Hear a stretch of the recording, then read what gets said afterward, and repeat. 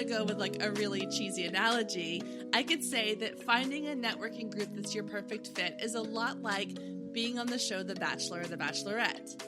You are the Bachelorette. You are going to be dating, quote unquote, all of these different networking events until you find the ones or one that is right for you.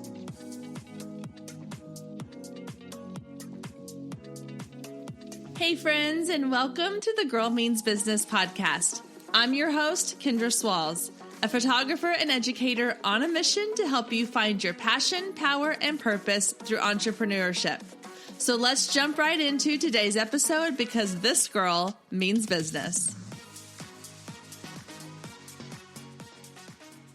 Hey there, welcome back to the Girl Means Business podcast for another wonderful week here on the show. I might be a little bit loopy right now because I'm coming off of an entire week with my kiddos for spring break. We didn't go anywhere for spring break. We decided to just have a little staycation here at the house, but my husband was out of town for a lot of the week, and so it was just me and the girls, and I'm exhausted, kind of running on fumes right now. They're back in school, and things are getting back to normal, but it just gave me a little taste of what summer is going to be like, and I don't know that I'm quite ready for it just yet. So if you are coming off a spring break, let me just give a little hallelujah to you because you get it. If your kids are just heading into spring break, just know that I'm praying for you because it's a lot. It's exhausting. It's fun, but it's super exhausting. And if you're traveling or going somewhere fun, please think of me and have a drink for me as well. All right, guys, we are jumping into week 3 of our Marketing Madness series. This is going to wrap up our Marketing Madness series. Now, obviously, this is not the last time we will talk about marketing because that's a huge part of the show, but this series was focusing on creative and sort of outside the box ideas. So today, I want to talk to you about network marketing. Now, some of you listening might be thinking, network marketing, that doesn't really fit with what I'm doing, or it's not really my brand. I'm not trying to advertise to other businesses, but that's not exactly all that network marketing is. And so let me tell you a little bit about how I used to view network marketing. When I was first starting my photography business, I remember being invited to this networking luncheon, like a women's luncheon, and thinking, why would I go to that? Like, that's not my client. I'm not trying to work with other businesses. I don't have like a stuffy desk job. I'm not a corporate type. I don't think I would fit in. I didn't understand the purpose behind it. I didn't understand how networking groups worked. And in my mind, they were sort of these stuffy luncheons where people came and just marketed themselves, and it was cheesy and it just felt kind of car salesman-y-ish. And I didn't want anything to do with that. It also didn't help the fact that I was teaching full time, and so I couldn't just take off and go to these luncheons. Now, as my business has grown and as I learned that you can really find clients anywhere, I started to embrace the network marketing idea a little bit more. But I'm not going to lie, I still had my reservations. So I sort of dipped my toe in the water a little bit. And when I was off of my teaching job for the summers, when I had daytimes that I could go do things, I started kind of finding these little women's luncheon groups to go to. And I would get dressed up and I would take my business cards and I would go to these luncheons and I would sit awkwardly at a table with people who all seemed to already know each other and have a connection. And I felt like the new kid in school trying to find a lunch table to sit at. And I hated that feeling. It was awkward. It was uncomfortable. I didn't love it. But what I learned was that not all networking groups are created equal. There are so many networking events going on everywhere in a day-to-day basis that you're not going to be a fit for all of them. And that's okay. It's a lot like dating. You're not going to be a fit. You're not going to be compatible with every single person you go on a date with. But you go on those dates to find that out. So going to different networking events and figuring out, are these my people? Are these people that I have something in common with? Are these people that I get along with? Are these businesses that I feel like I could work with or that we could offer something of value to each other? Is the environment something that is conducive to what I like to do? Is it sitting in a stuffy conference room talking? Is it going out to happy hour and having drinks and appetizers? Is it doing something fun as a group? What are the ways that these different networking groups are connecting people together, and find the ones that fit for you. If I want to go with like a really cheesy analogy, I could say that finding a networking group that's your perfect fit is a lot like being on the show The Bachelor or The Bachelorette. You are the Bachelorette. You are going to be dating, quote unquote, all of these different networking events until you find the ones or one that is right for you. And it's okay to have multiple networking groups. So you might have one that's a really great fit because they have a happy hour once a month that you really love going to. But then you might have another one that meets during the day for these education, like lunch and learn type events. So finding multiple events is fine. Just make sure you find ones that are offering something of value to you and where you can be of value to them as well. So let's talk about where to find these events, because it's all good and great for me to sit here and say, go find these events, but actually finding the events is not always that easy. So 2 places that I go to find events is Facebook events and Eventbrite. Both places are great for finding smaller local events to your area, and both of them allow you to sort of filter your search by different criteria. So you go into Facebook events and you can search by location, by date, by the type of event, and you can look and see what events are going on in your area that you feel like might be something you're interested in. Same thing on Eventbrite. You can go in there and you can search by date, location, criteria, all those kinds of things. One of the things I like about doing this on Facebook is that a lot of times the events are going to be linked back to a Facebook group or Facebook page. And so the reason I like that is because then I can see what other events have they hosted. Have they had multiple networking events where I can go back and see other events that they had created, or I can see images from other events that they've hosted, such as happy hours or get-togethers or lunch and learns. And I can kind of get a feel just by digging a little deeper into their page about the type of people and the type of events that they host. And that can give me a little bit of insight into whether or not I feel like it might be a good fit for me and my business. Eventbrite's a little harder to do that with. They do usually link to whoever is hosting the event, but it's not as easy to kind of see. In fact, it usually links back to a website or a Facebook page. So for that reason, I tend to stick with digging through the Facebook events first. And then a lot of times I go to Eventbrite if I'm looking for maybe larger events or more sort of conference type things that I want to join in with. Now, some networking groups are going to charge you a fee. There are some that have a membership attached to them. There are some that are going to be free, but there's going to be some that are going to have you pay to play. Now, before you pay to play, they'll usually let you come to 1 or 2 events free of charge or at a really low cost price. So again, you want to choose wisely which ones you're willing to invest in. But if it's a reasonable price, and I say reasonable meaning probably less than $20 or the $20 to $30 range if it includes like a dinner or a lunch, then in my opinion, that's worth investing just to try and see if it's a good fit.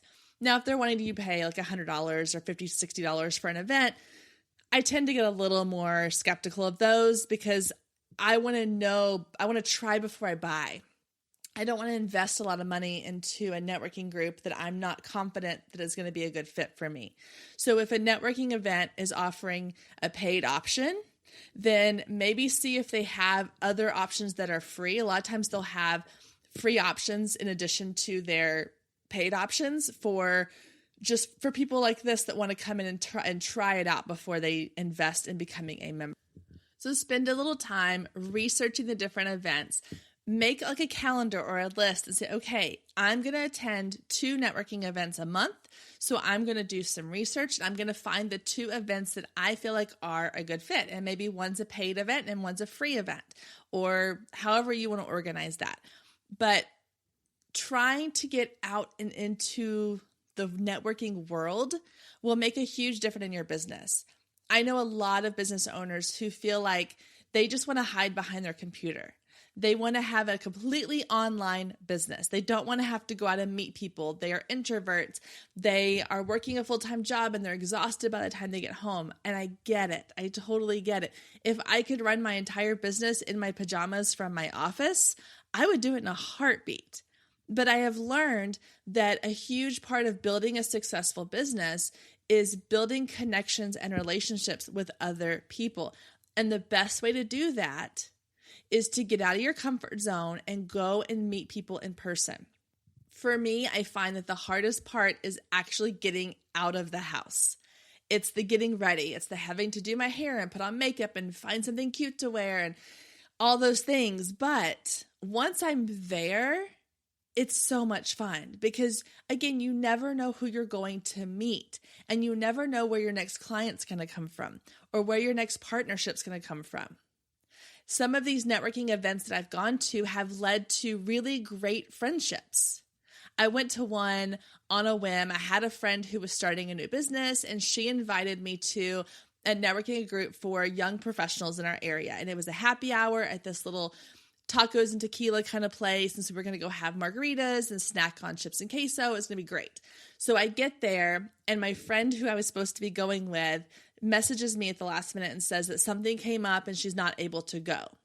And my initial idea, or my initial thought was turn around and walk out.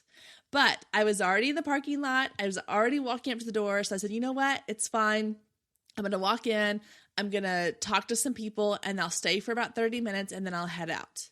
Well, guys, I ended up staying for almost 2 hours because when I walked in, and I went up to the bar and I got a drink and I went over to where the group was and I started chatting up with a couple ladies.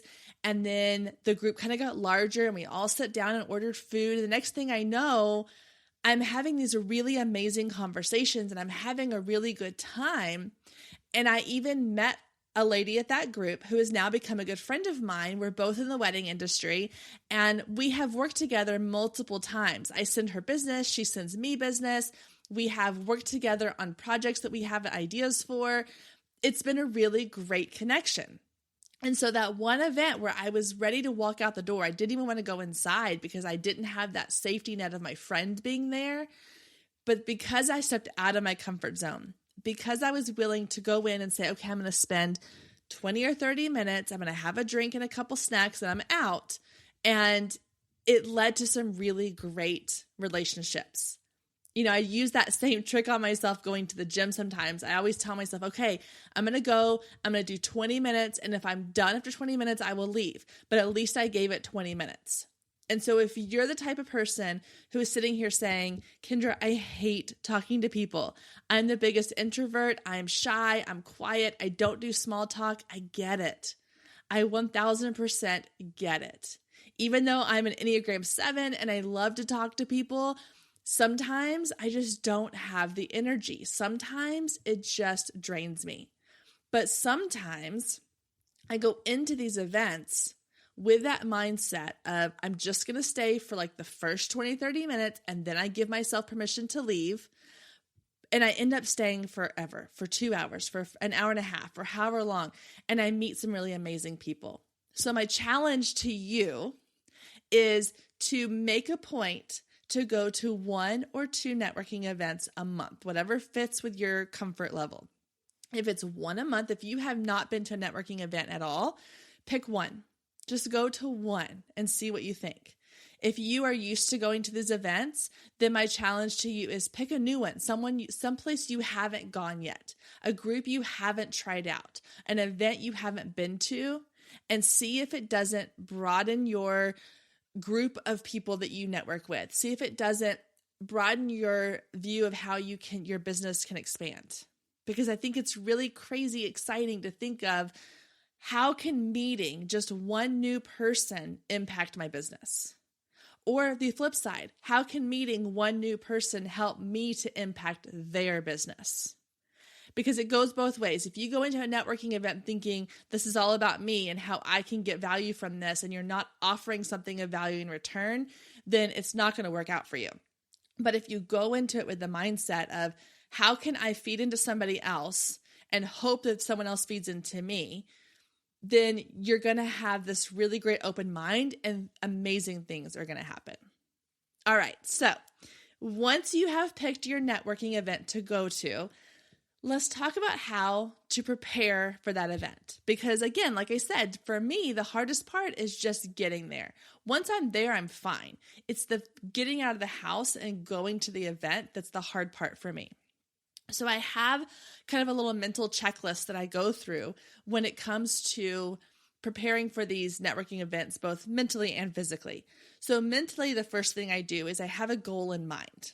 So my goal most of the time is to introduce myself and talk to 3 new people. Now, again, I've been doing these for a little while, so 3 people was not my original goal. When I first started going to these, my original goal was I'm going to have a conversation with 1 person that I don't already know. And that's the key. It's easy to say I'm going to talk to 1 person if you go with your business BFF and you talk to each other the whole time. That's not helping you network. That's not your 1 person. So you have to say, my goal is to meet and talk to 1 new person. Or maybe it's 3 new people. However you want to set your goal based on what you feel like you're capable of doing. That's your choice.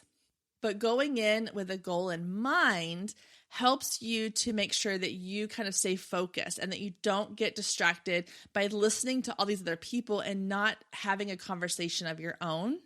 So go in with a goal in mind, whatever that goal might be based on the event, based on what you've done in the past or what your comfort level is. So that's how I mentally prepare myself for a networking event. Now, physically preparing myself, I want to make sure that I dress to feel really good.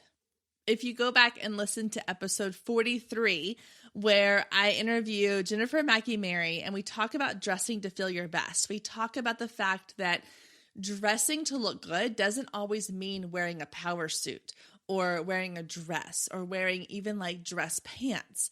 You want to dress to show off who you are as a person, as a creative, as a business owner. You want to dress somehow that shows off your personality and your style, but also makes you look professional.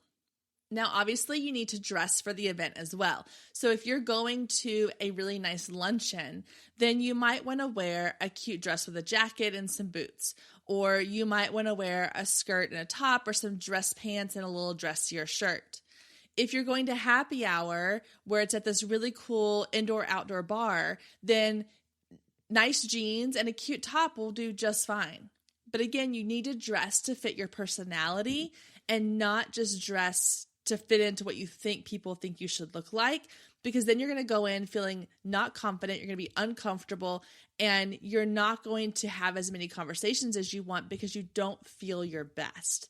So always make sure that you are putting in a little effort to find outfits that make you feel really good about how you look so that when you're walking up to someone and introducing yourself, you feel 100% confident about that.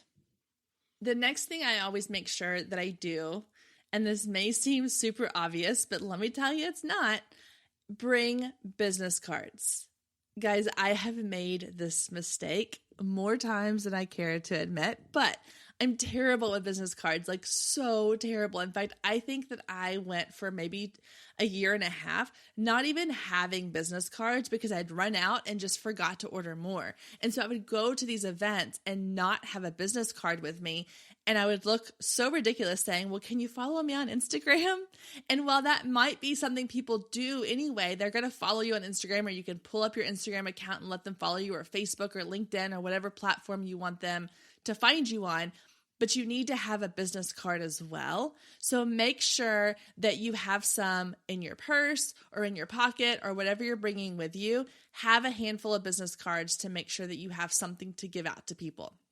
Which, on a side note about business cards, a couple of key things I want you to make sure that you have in your business card. And these might sound like things that are obvious, but guys, I've received enough business cards to know that they aren't all as obvious as you might think. One example is making sure that your contact information is on your business card. Now, I know you're probably thinking, well, duh, I'm going to add my contact information on my business card. But guys, I have received so many business cards that surprisingly don't have this information. They might have beautiful photos and a gorgeous logo, and they might even have their ad or their website, but they don't have like an email or a phone number. If I'm handing out my business card to a potential client or a potential partner to work with for another business, I want it to be as easy as possible for them to get a hold of me. I don't want them to have to go dig through my website to find a contact form. I don't want them to have to go to my Facebook page and Facebook stalk me to get a hold of me. I want to make it as easy and simple as possible. So I'm going to add my email address and my phone number to my business card.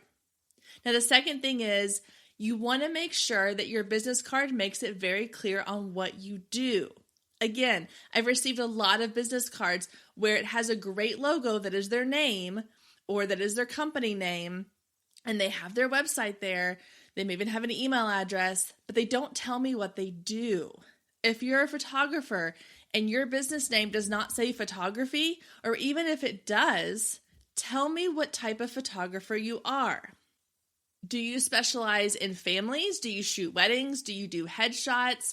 Do you do some off-the-wall crazy photography service that I'm not aware of? Because if I receive your card and I'm looking for a family photographer and all you do are weddings, then I need to know that before I reach out to you. Now, of course, you might be thinking, well, they'll go to my website. They'll see that I only do weddings. It'll be fine. Guys, don't assume that people understand that. I have nothing on my photography website that says I do families. I have no newborns. I have no maternity stuff. I have none of that on there. No kids, no babies, nothing. But it never fails that multiple times throughout the year, I receive emails from potential clients asking if I shoot newborn sessions or if I offer maternity sessions or if I do families. People don't always understand or know, so you have to be very clear and tell them what it is that you do. So if you are a photographer that specializes in wedding photography, put that on your card. If you are a hair and makeup artist and you offer both hair and makeup services, put that on your card. If you are a real estate agent who specializes in first-time home buyers, put that on your card.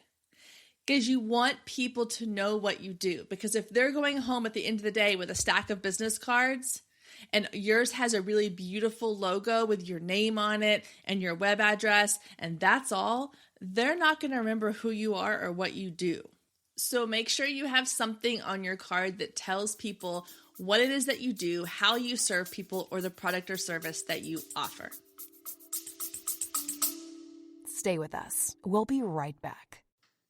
If you have been listening to the Girl Means Business podcast for any amount of time, then you know my love of email marketing runs deep. Not only is it a great way to generate new leads, but it's one of the most effective methods for nurturing warm leads and turning them into sales. Now, over the years, I've tested several email platforms, and my favorite by far is Flowdesk. Not only do they make email marketing simple and easy, even for the technically challenged, but they have everything you need to create stunning emails, capture leads, make sales, and automate the entire process, giving you time back in your busy day. And the cherry on top is you're only charged one flat fee no matter how many subscribers you have. So while other platforms will increase your price when you go over your pricing tier limit, Flowdesk has no price increases or hidden fees. If you're ready to give Flowdesk a try, click the link below in the show notes to save 50% off your first year. Let Flowdesk help you design emails people will love. Click the link below and check it out. I have a feeling you're going to love it just as much as I do.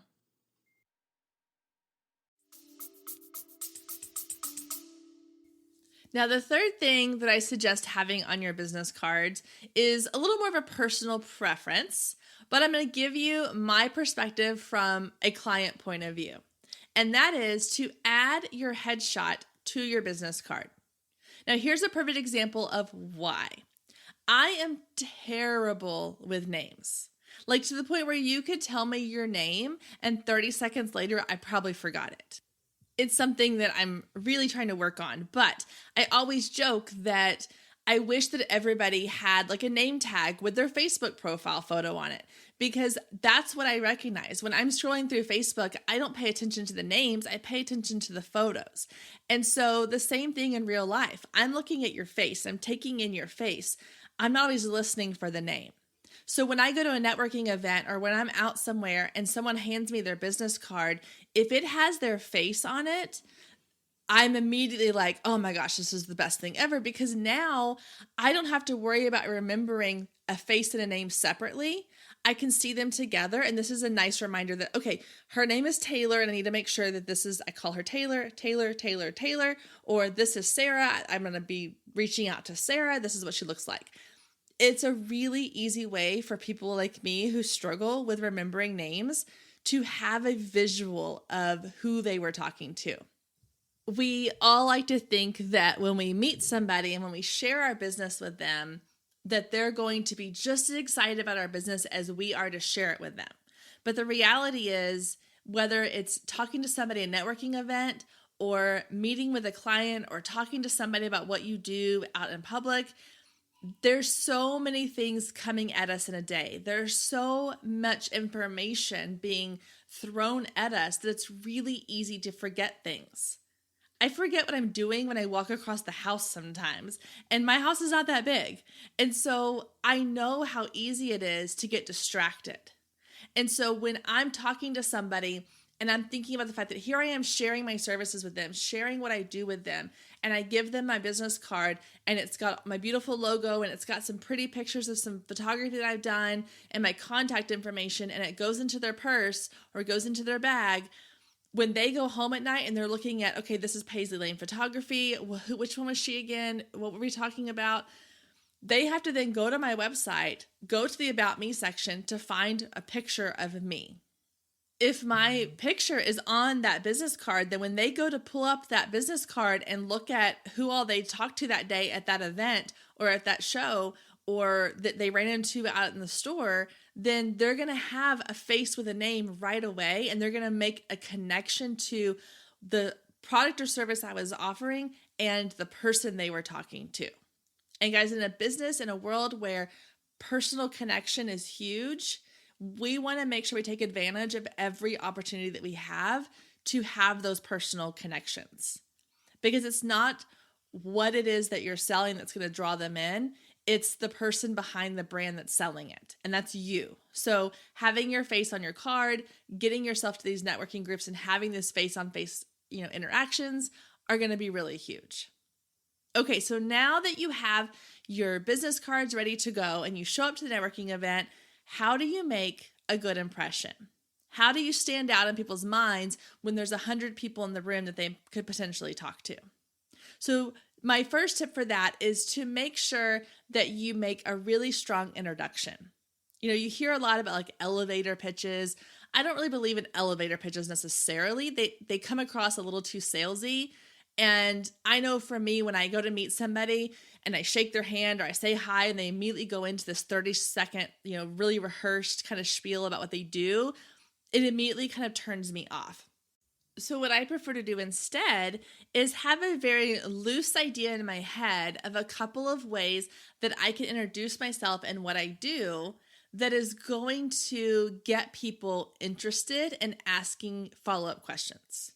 Because you want people to be intrigued about what it is that you do. And you might be thinking, well, what I do is boring. I don't have intrigue.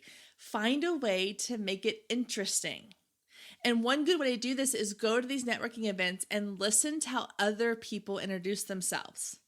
And think about, what did I like about that one? Or what did I not like about that one? Or, oh, that one came off really salesy. I don't want to use that tactic. So figuring out what you do and don't like from other people's introductions can help you as well. So one way that I've done this is when I go to a networking event and I mention that I am a photographer, but I don't just say I'm a photographer, because a lot of people hear photographer and they think, well, you do everything, right? You do families, you do babies, you do weddings, you do seniors, you do it all. So what I say instead is I say, I help women build confidence through photography. And that's like, whoa, wait, what? What do you mean you help women build confidence through photography?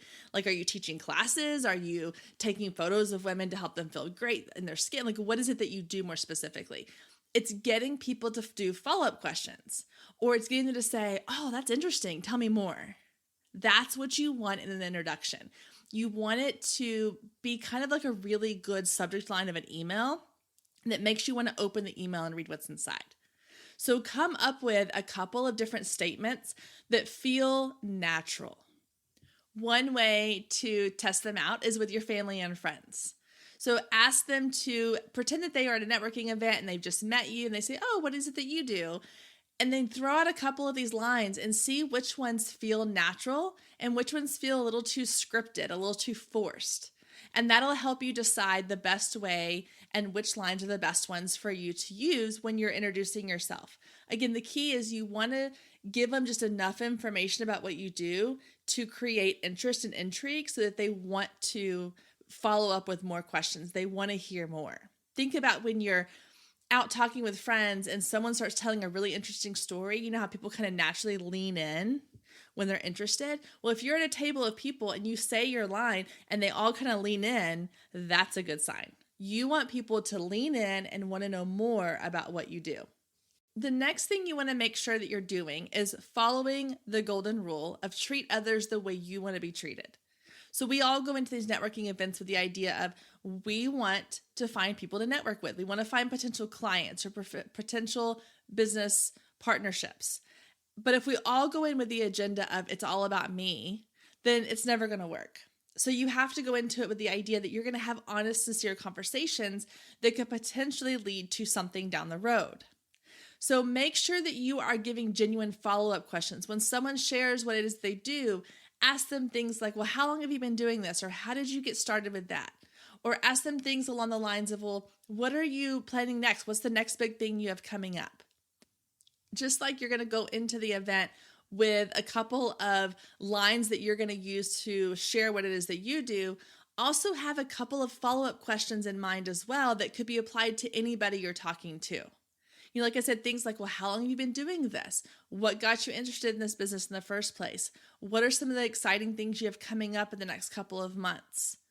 Those are the types of questions that let people know that you're listening, that you're interested, and then they're hopefully going to reciprocate that when you're sharing about your business as well. And then finally, you want to make sure that after the event is over, that you follow up with anyone that you met that you would like to continue a conversation with. This might mean that you go grab coffee or you just schedule time to get on a phone call or just email back and forth about ideas. And I know that for those of us that work from home, it can be really easy to want to just go to an event and then come home and be done and live behind our computers again.